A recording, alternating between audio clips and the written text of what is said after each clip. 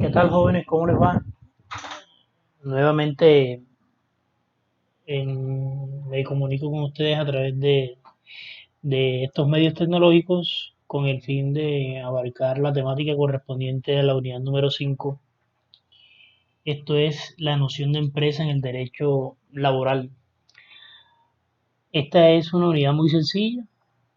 Bien sabemos que la actividad económica e industrial en todo estado se ejerce a través de la empresa, ¿cierto? Y es esta la que finalmente genera empleo y por ende hace parte de esta materia de derecho laboral. En ese orden de ideas integra junto con el empresario el otro eslabón o la otra parte de la relación laboral de la que igualmente, en la que igualmente tenemos al trabajador. Esta unidad abarca varios temas. Primero, la definición de empresa para el derecho laboral.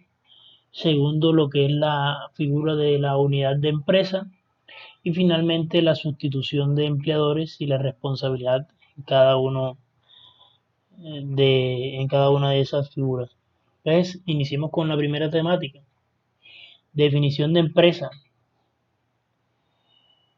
El Código Sustantivo del Trabajo define empresa de la siguiente manera. Se entiende como una sola empresa toda unidad de explotación económica o las varias unidades dependientes económicamente de una misma persona natural o jurídica que correspondan a actividades similares, conexas o complementarias y que tengan trabajadores a su servicio. ¿Qué es relevante de esta definición? Primero, que una empresa puede estar integrada por una sola unidad de explotación o por varias unidades de explotación que ejerzan actividades similares, conexas o complementarias. Otro punto a resaltar es que para efectos del Código Sustantivo del Trabajo o del derecho laboral colombiano, se requiere que esa empresa tenga trabajadores a su servicio, es decir, que contrate personal. Esta definición la podemos encontrar en el artículo 194 del Código Sustantivo del Trabajo. Debemos tener en cuenta que la normatividad que encontramos en el Código Sustantivo del Trabajo es una normatividad de corte social, son leyes de corte social. Por el contrario, el Código de Comercio se encuentran normas de corte económico. Por ello vamos a ver que la definición traída por esa codificación, por el Código de Comercio, difiere en ciertos aspectos de la definición traída por el Código Sustantivo del Trabajo. El artículo 25 del Código de Comercio define la empresa de la siguiente manera. Se entenderá por empresa toda actividad económica organizada para la producción, transformación, circulación, administración, custodia de bienes o para la prestación de servicios. Dicha actividad se realizará a través de uno o varios establecimientos de comercio. De entrada podemos denotar la ausencia del requisito establecido por el Código Sustantivo del Trabajo. Esto es que tenga trabajadores a su servicio. ¿Por qué se requiere el Código Sustantivo del Trabajo que tenga trabajadores a su servicio? Porque si esa empresa no tiene trabajadores a su servicio, no es relevante para el Código Sustantivo del Trabajo, no es relevante para el derecho laboral. ¿Por qué? Porque no habrá relaciones de trabajo. Y si no hay relaciones de trabajo, pues no tendría el derecho laboral nada que regular allí. Esa es una connotación especial que trae el Código Sustantivo del Trabajo y que por ende se encuentra ausente en la definición de Código de Comercio. ¿Por qué? Porque esta no la requiere. No la requiere. Pasemos a las diferencias. Primera, para el derecho comercial, unidad de explotación constituye, para el derecho comercial, la empresa constituye una unidad de explotación constituye una empresa individualmente considerada. En ese orden de ideas podemos considerar como empresa a una sociedad, ¿cierto? Y cada una de ellas será una empresa diferente. Es decir, pueden haber para el derecho comercial, dos unidades de explotación, a pesar de que sean conexas o ejerzan actividades conexas, similares o complementarias, y seguirán siendo dos empresas diferentes. En cambio que para el derecho laboral, a pesar de que sean dos unidades de explotación, pueden ser dos sociedades, pero ejercen actividades similares, complementarias o conexas, y además se dan otra serie de requisitos, puede que esas dos empresas, aunque jurídicamente constituyan dos personas jurídicas diferentes, para efectos laborales se consideren como una única empresa. Y eso es lo que conocemos como unidad de empresa, que ya vamos a entrar a verlo. Segundo, para el derecho del trabajo, varias unidades de explotación económica pueden ser consideradas como una sola empresa para efectos laborales, que es lo que se conoce como unidad de empresa, es lo que les acabo de explicar. Entonces pasemos a lo que es la unidad de empresa. Dice, en el caso de las personas jurídicas, existirá unidad de empresa entre la principal y las filiales o subsidiarias en que aquella predomine económicamente cuando además todas cumplan actividades similares, conexas o complementarias. Entonces, ¿qué requiere la unidad de empresa? La unidad de empresa, jóvenes, hace referencia a que existen varias unidades de explotación. Digamos, existen varias sociedades, una sociedad matriz o principal y otras sociedades filiales o subsidiarias. Y ambas ejercen actividades similares, conexas o complementarias, pero para que se consideren esas varias unidades de explotación, esas varias sociedades, ¿cierto? Esas varias empresas para el derecho comercial, para que se consideren una sola empresa para efectos del derecho laboral, se requiere que esta empresa principal predomine económicamente sobre las filiales o subsidiarias. ¿Qué es que predomine económicamente? Que tenga poder económico, es decir, que pertenezca, ¿cierto? Que las decisiones que tomen las filiales puedan ser determinadas o afectadas por la principal, es decir, la principal determina cómo se hacen las cosas en las filiales o las subsidiarias. ¿Por qué? Porque tienen un predominio económico. En esa eventualidad, jóvenes, se considerarán para efectos del derecho del trabajo una sola empresa. Pero surge la siguiente pregunta, y es, ¿qué finalidad busca esta unidad de empresa?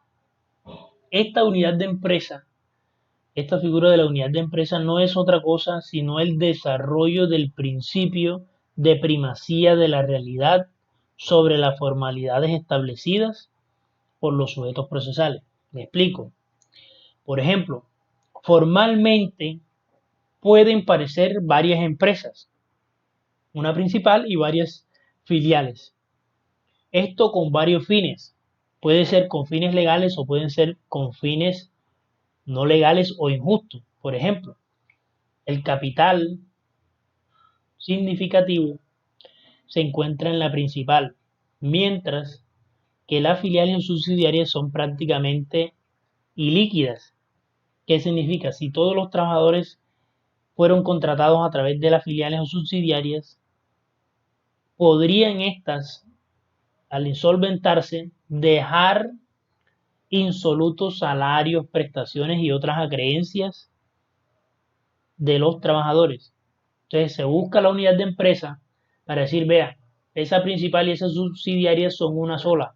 Por ende, la deuda que tiene la filial o la subsidiaria debe ser cubierta por la principal. Ese es solo uno de los efectos de la unidad de empresa. Pero a lo que hago referencia es que unidad de empresa desarrolla el principio de primacía de la realidad sobre la forma. ¿Por qué? Porque a pesar de que en la forma sean varias sociedades, sean varias unidades de explotación, ¿cierto? Aparezcan, tengan apariencia de ser empresas diferentes, si en realidad hay un predominio económico de una de ellas sobre las demás y además las actividades de ellas son similares, conexas o complementarias, es decir, los objetos sociales de ellas son similares, conexos o complementarios, es decir, desarrollan actividades parecidas, a eso se referencia a similares, conexas, es decir, que tienen una unión, una complementariedad, es decir, una complementa a la otra, hacen parte de un mismo ciclo económico. En esa eventualidad, muy a pesar de que formalmente aparezcan o tengan apariencia de varias empresas, para efectos del derecho laboral en virtud de ese principio de primacía de la realidad sobre las formas, se podrá declarar que son una sola empresa y por ende todas, tanto la principal como las filiales o subsidiarias, responderán por las acreencias de los trabajadores que se hayan contratado a través de cualquiera de estas sociedades o empresas individualmente consideradas. ¿Cuáles son los requisitos de esa unidad de empresa? El primero, y es natural y obvio, es la existencia de una empresa principal o matriz y otra subordinada que se le denomina filial o subsidiaria. Es decir, hay una empresa que tiene el poderío económico y otras que dependen de ella, que están subordinadas a ella. Es decir, las filiales o subsidiarias no serían nada sin la principal. Segundo requisito, el predominio económico de la primera sobre las segundas, que es el predominio económico, es decir, que la principal es la propietaria mayoritaria de las filiales o subsidiarias. Entonces, las decisiones que se tomen en la filial o subsidiaria necesariamente tendrán el visto bueno de la principal. Es decir, estas filiales, en virtud del predominio económico que tiene la principal sobre ellas, no podrán tomar decisiones autónomas, sino que obedecerán a lo dictaminado por la principal o matriz. Imaginémonos un caso hipotético que una empresa de gaseosas X, gaseosas Coca-Cola, ¿verdad?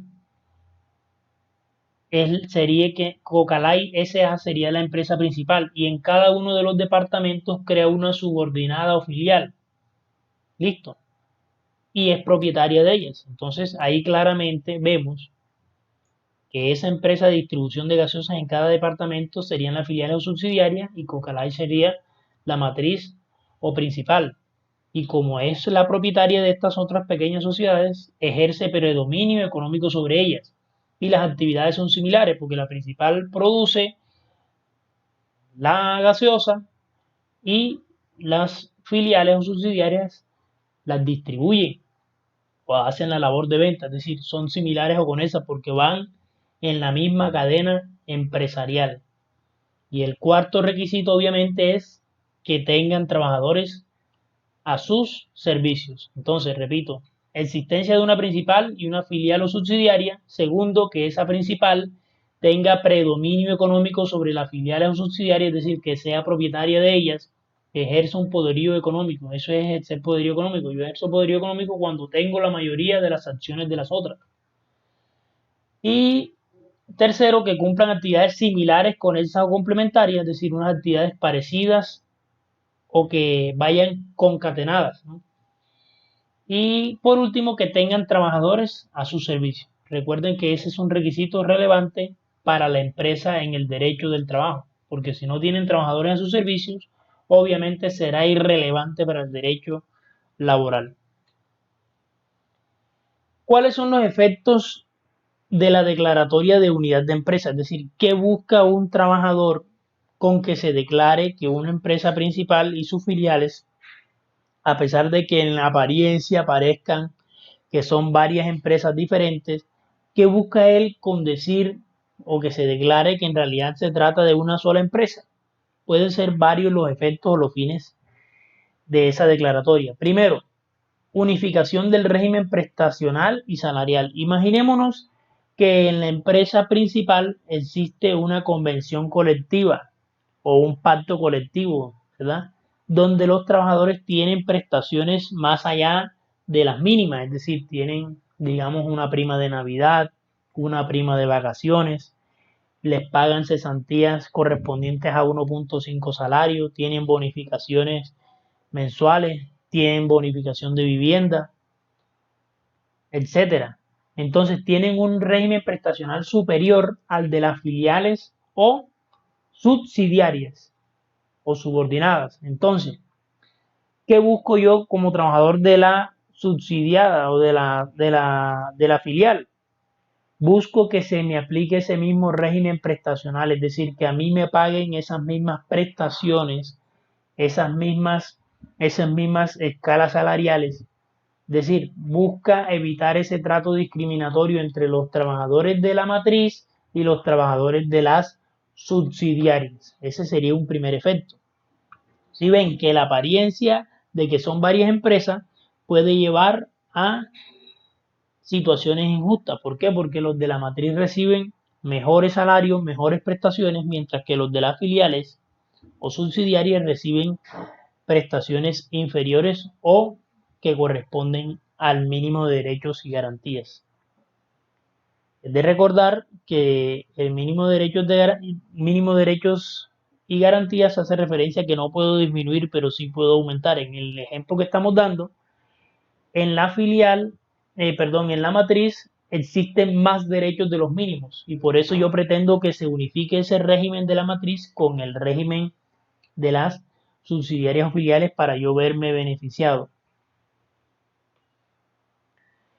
Otro efecto, la unidad en el conteo de prestación de servicios cuando se elaboró a favor de la principal y su filial. Imaginémonos el caso de que yo laboré a favor de la filial, en el ejemplo que teníamos, Coca-Cola o Coca-Light, y luego pasé a ejercer funciones en la empresa, una empresa de las filiales que tiene en cada departamento.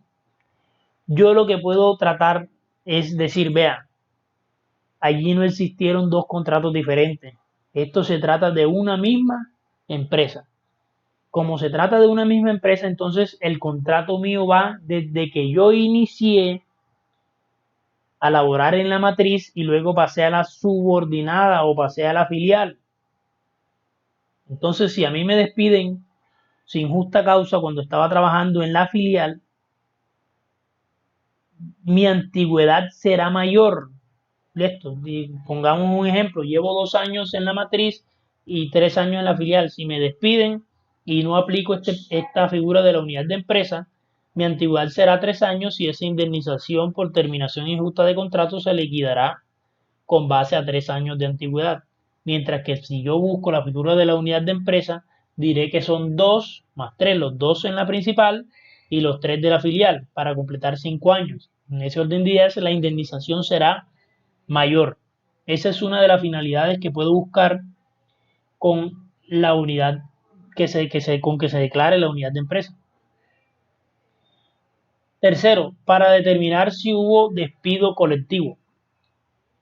Existe una prohibición establecida en la Ley 50 de 1990, concretamente en el artículo 67, de prohibir o de despedir colectivamente a los trabajadores, es decir, evitar que una empresa despida masivamente los trabajadores. Allí en ese artículo 67 están los requisitos, es decir, cuando despido según el número de trabajadores que tenga mi empresa, si despido un porcentaje indicado en esa norma, habrá despido colectivo. Entonces imaginémonos el caso que son varias filiales y él está despidiendo trabajadores de varias filiales sin que en cada una de ellas, individualmente consideradas, se llegue a establecer que hubo un despido colectivo porque no supera el porcentaje establecido en este artículo 67, ¿verdad? Que digamos que es el 30%.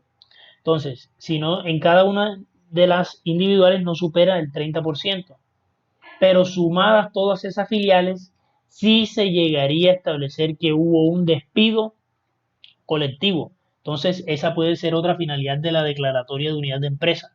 Es decir, mire, todas estas filiales junto con esa matriz corresponden a una misma empresa, muy a pesar de que tengan apariencias de empresas diferentes, porque esa matriz ejerce predominio económico sobre las filiales y además tienen actividades similares, conexas o complementarias. En ese orden de ideas, declárese la unidad de empresa, es decir, declárese que todas esas filiales o subsidiarias y la matriz son una sola empresa y que por ende se superó el tope de despidos establecido en el artículo 67 y por ende se declare que hubo un despido colectivo y por tanto esos despidos no tendrán eficacia. ¿Qué quiere decir? Que esos trabajadores serán reintegrados a sus trabajos. El cuarto efecto es la responsabilidad solidaria de las obligaciones laborales.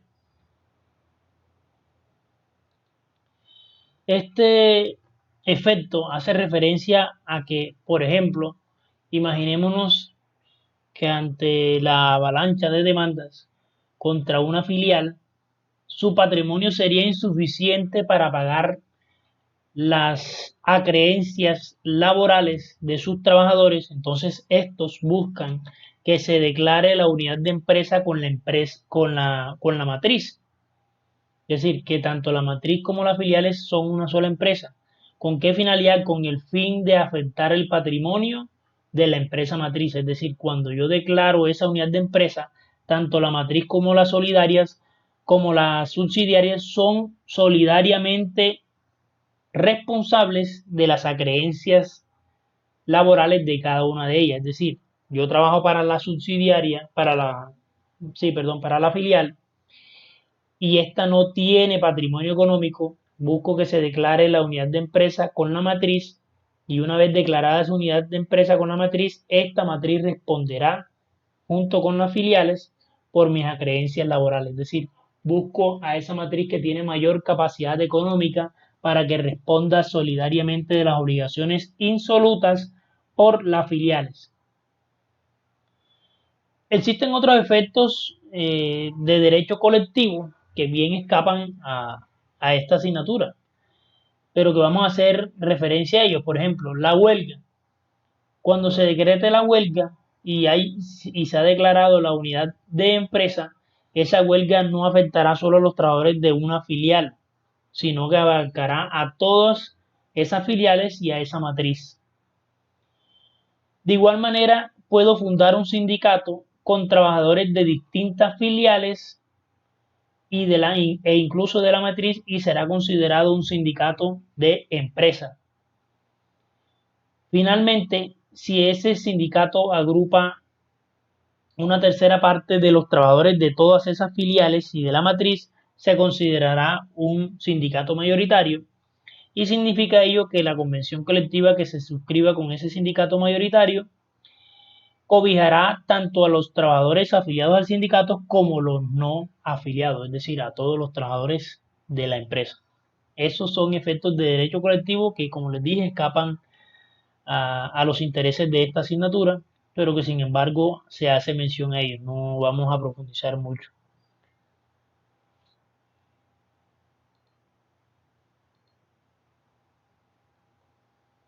Muy bien, agotado la temática de la unidad de empresa, vamos a adentrarnos a una figura que digamos es de mayor frecuencia o de mayor aplicabilidad que la unidad de empresa.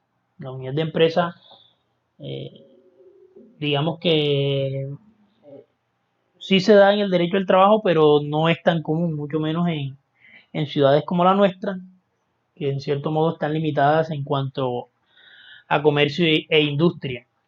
Entonces, diferente es la sustitución de empleadores. Bien sabemos que la relación de trabajo está integrada por dos partes. Por una parte, el trabajador, ¿cierto? Y por otra parte, el empleador. Ya sabemos que el contrato de trabajo tiene la calidad de intuito persona, es decir, se realiza en razón de las cualidades o se suscribe en razón de las cualidades de ese trabajador. Yo contrato a ese trabajador particular, no a su familia, es decir, yo no puedo como trabajador mandar un sustituto. Entonces, de entrada debemos partir que en virtud de esa naturaleza intuito persona del contrato de trabajo, el trabajador no puede ser sustituido. Es decir, ese trabajador no puede dejar un sustituto para que lo reemplace en sus usuarios, porque recuerden que la prestación del servicio debe ser personal, es decir, debe ser prestada directamente por el trabajador y no por otra persona que ésta delegue. En cambio, lo que sí puede existir es sustitución del empleador. ¿Listo? ¿Cuándo hay sustitución del empleador? Dice el artículo 67 del Código Sustantivo del Trabajo. Se entiende por sustitución de empleadores todo cambio de un empleador por otro, por cualquier causa, siempre que subsista la identidad del establecimiento, es decir, cuando éste no sufra variaciones esenciales en el giro de actividades o negocios. Un ejemplo de sustitución de empleadores será cuando yo tengo un negocio, digamos, Perritos La 22, pertenece a Carlos Mario Regino, tengo 5 trabajadores y ese negocio yo decido vendérselo a Pedro Pérez. Pedro Pérez lo adquiere y ya él será el nuevo empleador, es decir, él me sustituyó a mí. Será como dice la canción, quítate tú para ponerme yo. Quitan a Carlos Mario Regino como empleador y esa figura de empleador, ese lugar lo viene a ocupar ahora Pedro Pérez. Entonces, ojo con la definición que da el Código Sustantivo en su artículo 67. Se entiende por sustitución todo cambio, es decir, siempre que varíe el empleador, habrá sustitución. Es decir, todo cambio de un empleador por otro, por cualquier causa, no solamente por la venta. Ya vamos a ver que hay múltiples causas de la sustitución. Pero lo que se requiere es que ese establecimiento subsista, es decir, la identidad del negocio no varíe. Si yo le vendo a Pedro Pérez el negocio Perritos La 22 y él decide no continuar con esa actividad, sino que monta una ferretería, ya allí no habrá sustitución de empleadores. ¿Por qué? Porque varió drásticamente la actividad desarrollada, que era vender perros calientes, comida rápida, y se dedicó a la actividad de ferretería, que es totalmente distinta. Entonces, esos trabajadores que de pronto eran hábiles para la labor de la preparación de comidas rápidas, de pronto no lo serán para la labor de una o lo que requiera una ferretería. Entonces, adentrémonos más en el tema de la sustitución de empleadores.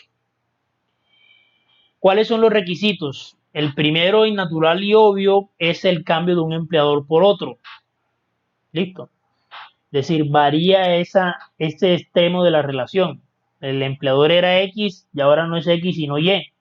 Imaginémonos también el caso de el dueño de una droguería es Pablo Mercado. Pablo Mercado muere y en la sucesión ese negocio se le adjudica a su hija María Mercado.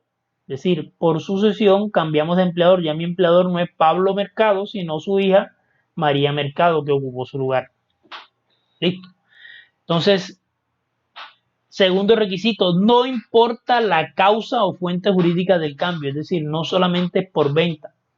Miren que aquí les traigo, dice, puede ser venta, que es cuando yo transfiero el dominio, traspaso, cesión, cuando le cedo el negocio a otro, contrato de administración delegada, es decir, cedo la administración a otra persona, arrendamiento, arriendo el establecimiento de comercio, transformación, listo, era una empresa SaaS y pasó de ser una empresa de sociedad por acciones simplificadas y pasó a ser una sociedad anónima. Se transformó o cambió de razón social. Antes eran Perritos La 22 y como me mudé para la 23, le puse Perritos La 23.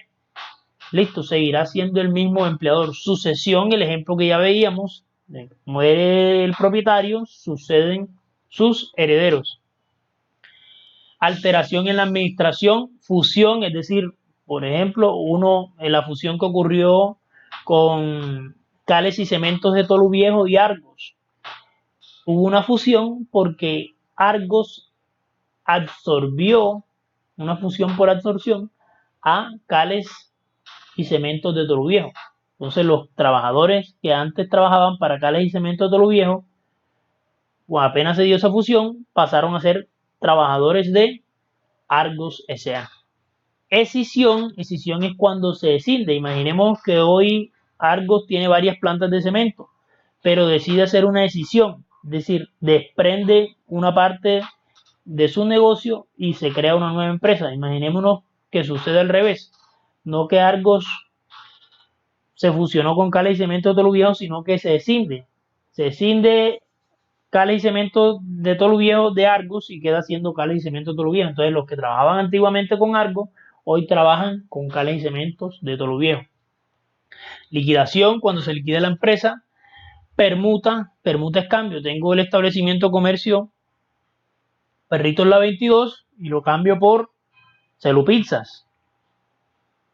Se hace una permuta. Tú te quedas con Perro La 22 y yo me quedo con pizzas. Listo. Venta de activos. Decido vender el establecimiento de comercio junto con los elementos que le integran. Reestructuración, un cambio en los órganos administrativos de la empresa. Privatización, cuando por ejemplo una empresa estatal, imaginémonos ISA, se vendió ISA, ¿verdad? Y se privatizó, se vendió a unos particulares. Los trabajadores antes eran del Estado y ahora pasaron a ser trabajadores del que adquirió a Isagen. ¿Listo? El mismo ejemplo que pasó con Telecom. Vendieron a Telecom, lo adquirió Movistar. Entonces los que trabajaban con Telecom pasaron a trabajar a Movistar, en la eventualidad de que eso haya sucedido así. Y estatización es el efecto contrario, cuando adquiero un negocio particular y lo vuelvo el Estado. Imaginémonos lo que está sucediendo con Avianca. Dice el Estado, bueno, Avianca, usted está quebrado, yo necesito mantener las rutas que usted antes tenía, voy a adquirir ese negocio, lo voy a estatizar. Listo. Entonces, el Estado compra a Avianca y los trabajadores que antes laboraban a favor de Avianca ahora tienen como empleador al Estado colombiano. Eso es la estatización. Entonces, como pueden ver, existen diferentes fuentes jurídicas que generen un cambio en el empleador. Lo que importa es que haya un cambio, no importa la causa fuente jurídica. Pueden haber incluso muchas más que estas, porque no hay un listado taxativo en la norma. Dice sin importar la causa o fuente jurídica.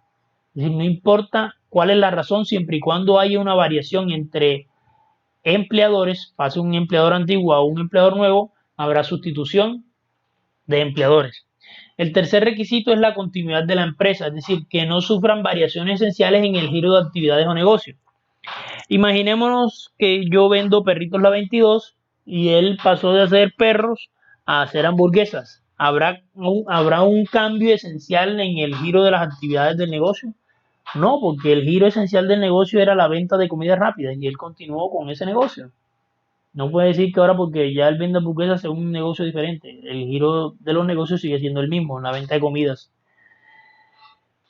Como último requisito, también natural y obvio, es que continúe la prestación de los servicios por parte de los trabajadores. Es decir, que los trabajadores de Perrito La 22 continúen con hamburguesas La 22. ¿Listo?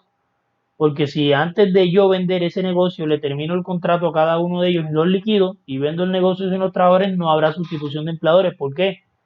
Porque ya no hay relación laboral en la que se sustituya. Ya ese empleador contratará un personal nuevo y ya no habrá sustitución porque ellos apenas inician la relación con ese nuevo empleador.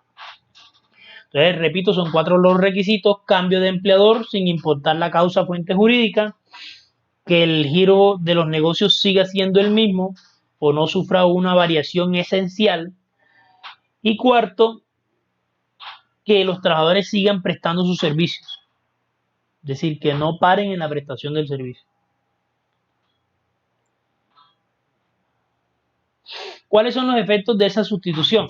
Vean, los efectos, digamos que a grandes rasgos, debe indicarse que cuando se sustituye un empleador por otro, el nuevo empleador viene a ocupar el lugar del antiguo y por ende es responsable de todas las obligaciones que tuviera el antiguo.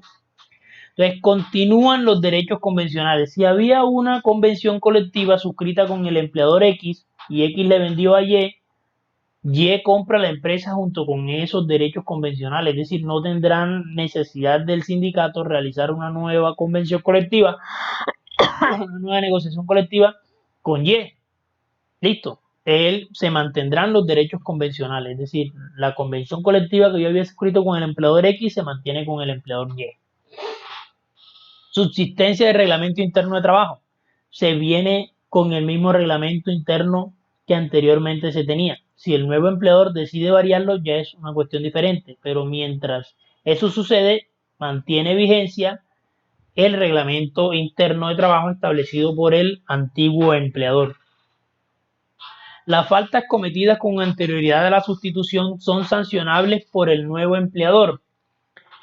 Claro, imaginemos el caso de que yo cometí una justa causa para dar por terminado el contrato de trabajo y entre el momento en que se me sancionaba, el empleador X le vende a Y o por alguna otra razón el negocio pasa de X a Y. Y tiene la facultad como nuevo empleador, como sustituto, como empleador sustituto, de sancionarme a mí e incluso de terminarme el contrato de trabajo. Es decir, las justas causas cometidas con en vigencia del antiguo empleador me son imputables frente al nuevo empleador, es decir, no habrá un borrón y cuenta nueva. Las faltas cometidas en el pasado pueden ser tenidas en cuenta por el nuevo empleador. Cuarto, mantenimiento de las organizaciones sindicales, y es obvio, si se mantiene la convención colectiva, también se mantiene la organización sindical. En el caso de Cala y Cemento de Toluviejo y Argos, si Cala y Cemento de Toluviejo tenía un sindicato y Argos lo adquiere, ese sindicato no muere, continúa siendo el mismo sindicato, muy a pesar de que Argos haya adquirido, o sea, un nuevo empleador. La organización sindical, el sindicato se mantiene. Quinto, un efecto y eje principal es que los contratos de trabajo continúan, es decir, no será necesario firmar un nuevo contrato de trabajo, no será necesario firmar un otro sí. El contrato de trabajo que yo suscribí con el empleador X será el mismo contrato, continuará con el empleador Y. Algo relevante, jóvenes, es la responsabilidad de los empleadores en esto, es decir, vean, si el empleador X, que es el antiguo empleador, me quedó adeudando a mí prestaciones sociales y salarios y él le vendió el negocio a Y, ¿quién me responde? ¿X o Y? La norma establece las siguientes responsabilidades. Dice, el antiguo y el nuevo empleador responden solidariamente por, por las obligaciones que a la fecha de la sustitución sean exigibles a aquel. Es decir, el nuevo empleador responderá solidariamente, es decir, junto con el antiguo empleador, por las obligaciones que se hayan causado con anterioridad a la sustitución, es decir, a la venta, a la liquidación, a la sucesión. Si yo vendí el negocio el 15 de mayo de 2020, todas las prestaciones que se adeudaban hasta el 15 de mayo, yo puedo reclamárselas a ambos, tanto a X como a Y, tanto al antiguo empleador como al nuevo empleador. Lo que es natural y obvio, el nuevo empleador responde por las obligaciones que surjan con posterioridad a la sustitución. Es decir, el antiguo empleador no tiene por qué responder por obligaciones que se causen en vigencia del nuevo empleador. Imaginémonos el caso de que yo vendí el 15 de mayo y a partir del mes de junio no le paga los salarios a los trabajadores, este empleador Y. Que los trabajadores van a venir a reclamarme a mí, yo no soy responsable de ello. Ya eso sucedió en vigencia del empleador Y esa es a quien deben reclamarle. Lo que podrán a mí reclamarme es lo que se causó en mi vigencia como empleador. Incluso pueden reclamársela al nuevo empleador por lo antes dicho. Para efectos de pensiones, si yo estoy pensionado, ya esto es muy raro porque recuerden que existen las figuras de la seguridad social. Hoy los fondos de pensiones son quienes pensionan y es muy raro que un empleador pensione directamente. Pero anteriormente, si usted era pensionado por el empleador y sucedía una sustitución de empleadores, este nuevo empleador responderá por las pensiones, eh, por esas mesadas pensionales que se causaron con anterioridad y las que se causen en la actualidad. Listo. Es decir, adquiere esa obligación pensional el nuevo empleador. Respecto de las cesantías existe una regla y es que el empleador antiguo podrá liquidar las cesantías de sus trabajadores antes de que suceda la sustitución o hasta la fecha de la sustitución. Sin embargo, eso ya no tiene ningún efecto. ¿Por qué? Porque recordemos que la obligación, de acuerdo con el artículo 99 de la Ley 50 de 1990, es la de consignar anualmente. Y si yo vengo cumpliendo con mi obligación de consignar anualmente, no tendré ninguna obligación de liquidar, simplemente pagar la fracción que va desde la última consignación hasta la fecha de la sustitución. Entonces, estos efectos estas responsabilidades en cuanto a mesadas pensionales y cesantías han perdido o han entrado en desuso en virtud de las administradoras de fondos de pensiones establecidas por la Ley 100 de 1993 y las administradoras de fondos de cesantías establecidas por el artículo 99 de la Ley 50 de 1990.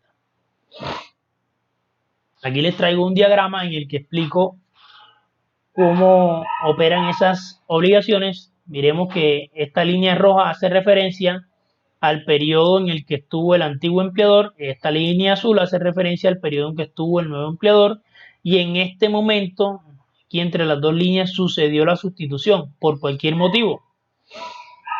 Las obligaciones que se hubiesen causado desde aquí hasta aquí y que no fueran saldadas, que estuvieran insolutas, las obligaciones que estuvieran insolutas a esta fecha, es decir, desde aquí hasta aquí, yo puedo reclamarle a ambos empleadores. Dice, ambos responden por las obligaciones exigibles al momento de la sustitución. Pero si las paga el nuevo, si éste las paga, tiene derecho a cobrarles al antiguo.